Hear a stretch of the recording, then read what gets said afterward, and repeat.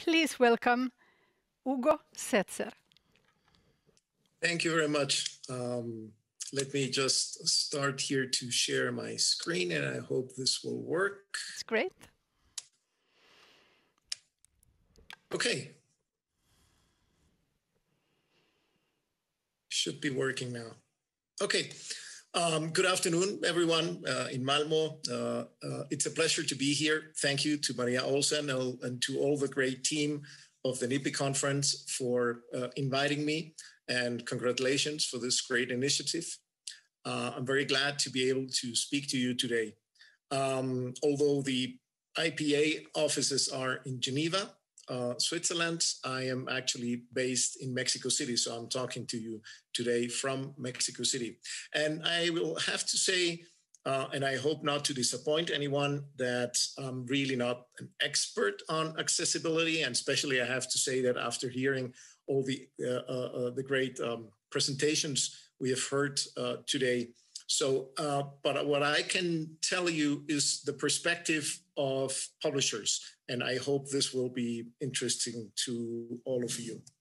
So let me just mention briefly what the IPA is. The International Publishers Association is the largest federation of national, regional, and specialist publishers associations. We have 83 member associations in 69 countries, and through them, we represent the interests of publishers all around the world.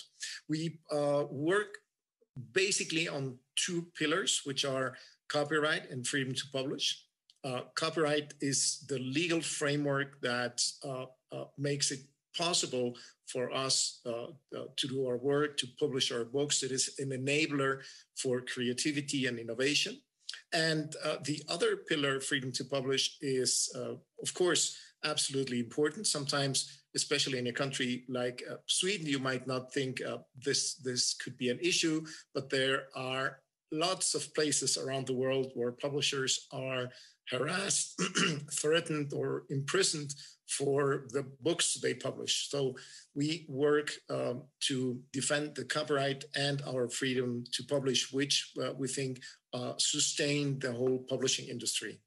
We, of course, also work on other issues like literacy, education, accessibility, to improve the contents we create. And what we also think is very important, and that's why I felt it's so important to participate this morning, to open the world of books to more people. This is just a map of the world where you can see all the countries where we have presence through our associations all over the world. And now to speak about what IPA is doing about accessibility, we have, for example, a formal committee in charge of diversity and inclusion. It's called the Inclusive Publishing and Literacy Committee. So that committee is in charge of all our initiatives around inclusive publishing and literacy.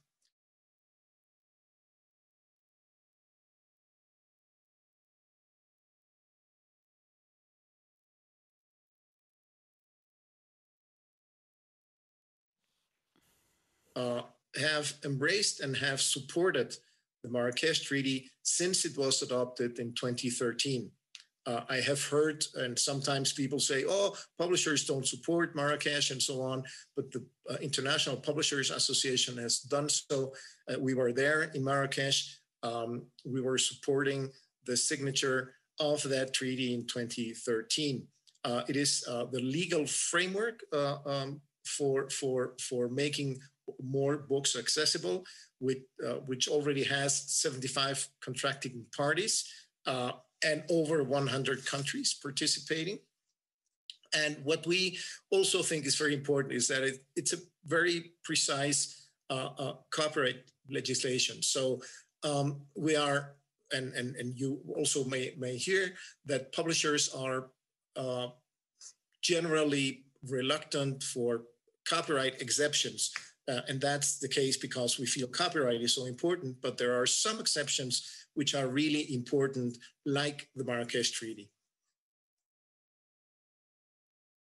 So we have and Richard Orme already mentioned about the Accessible Books Consortium. We have an active collaboration with the Accessible Books Consortium, which is a public-private partnership led by the World Intellectual Property Organization. Its aim is to increase the number of books worldwide in accessible formats. And it's a joint action with other key stakeholders like the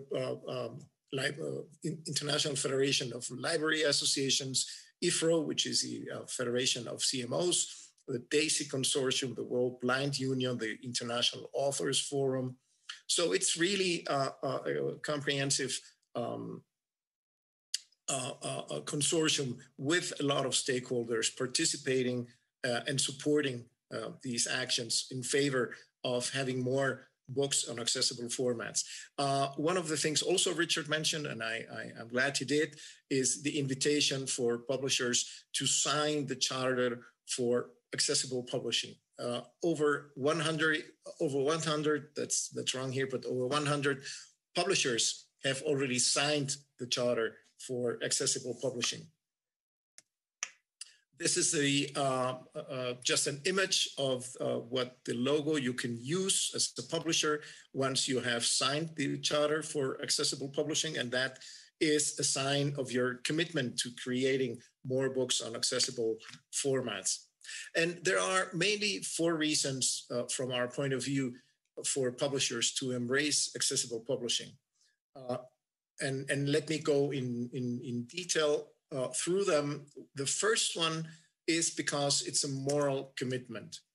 There is a quote here from German author Hermann Hesse, who said, "Without words, without writing, and without books, there would be no history, there could be no concept of humanity."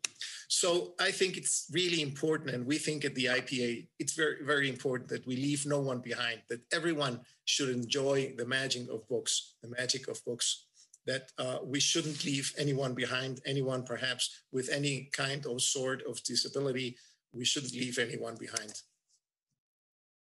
The other reason is the market size. I mean, there's also an economical reason for us to be publishing in accessible formats. How many people are there out there that perhaps cannot enjoy the magic of books if those books are not on accessible formats? It is the World Health Organization estimates that there are 253 million visually impaired people that have access to less than 10% of published books nowadays. So that's really an important market. I mean, if you think of 253 million people, how many shops would IKEA open for a population 25 times larger than Sweden? It's also has to do with digital possibilities. Accessible formats can, of course, be digital. There are other formats, but digital is very important. Costs shouldn't be a problem if born accessible, and technologies are improving, of course. Digitalization is imperative. Some people ask me nowadays, what do you see as the future for publishing? And I usually say, well, if you're not in the digital environment yet, if you haven't embraced digital, if you haven't embraced technology, now is the time. Now is the last call. We also need accessible digital markets. I mean, it's not that just publishers publishing books in digital formats. We also need platforms. We also need all the key players in the industry, in the market, to be able and to have also and to embrace accessibility standards. And the fourth reason is consumer expectations, especially younger generations are very much aware about ethical principles and values, especially younger generations expect of companies to be ethical and to have values. They aspire for and also at the IPA for accessible, sustainable, inclusive, and diverse publishing. Accessible publishing is a good business opportunity because it is a moral decision. And there's also a bonus reason, and I know Christina talked about it probably extensively, this morning, and it is that it will be mandatory. So it's better to start right away. The European Accessibility Act counts for any publisher anywhere in the world willing to participate or wanting to participate in the European market by 2025. So let's start now. Let's not wait until it's due. Let's start now. So that's from my part.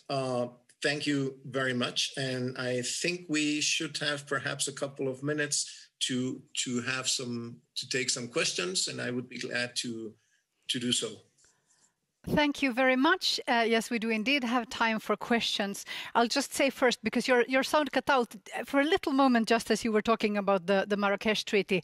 So I'll just, for context, I'll say this is the full title of the treaty is the Marrakesh Treaty to facilitate access to published works for persons who are blind, visually impaired, or otherwise print disabled. And that's actually a very interesting document to look into if you're new to this area.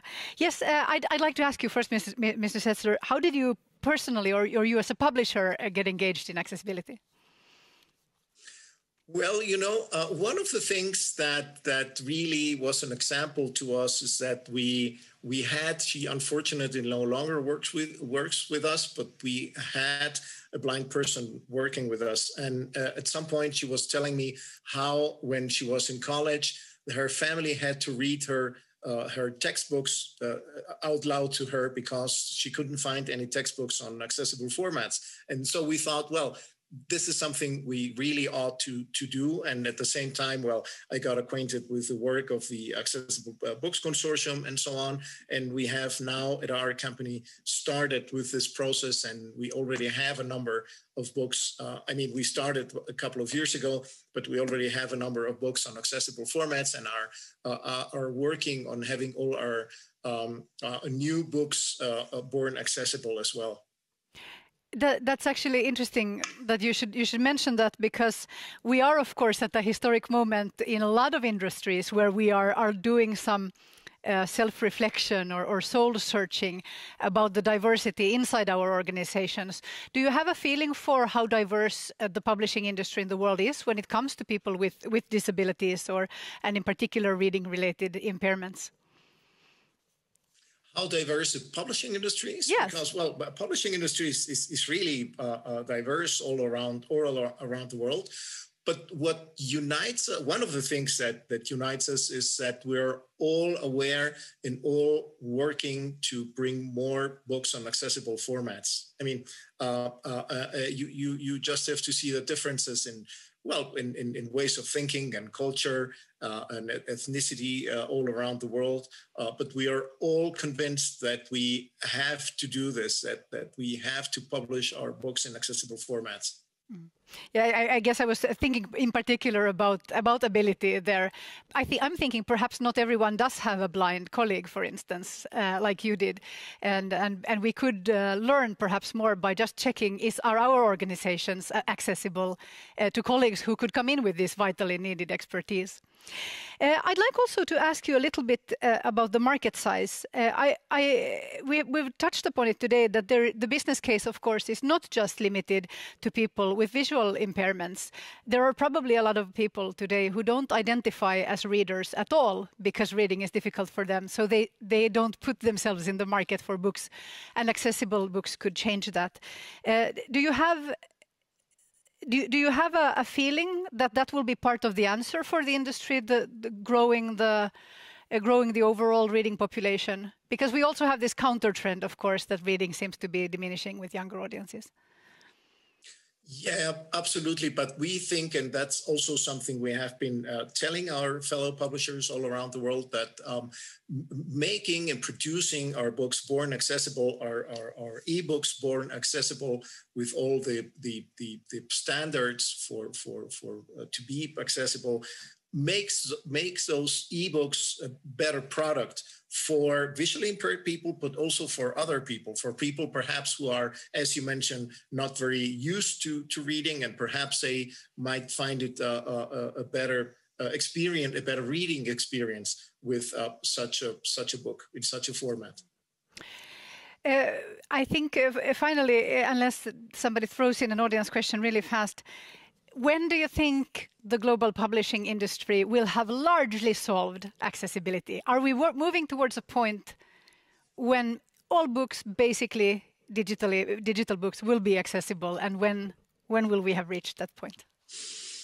Well, it's hard to say, as you mentioned at the beginning, that I'm confident, and we are working towards having at least to increasing the number of having less than 10% of books accessible to visually impaired people, to raising that number to at least 50% in the next couple of years.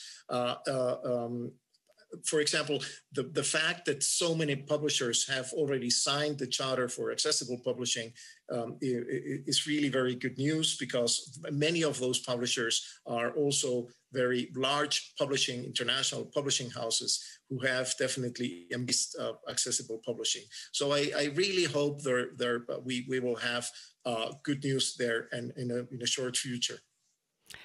Well, that is wonderful. Thank you ever so much, Hugo Setzer, for joining us from Mexico City. Thank you.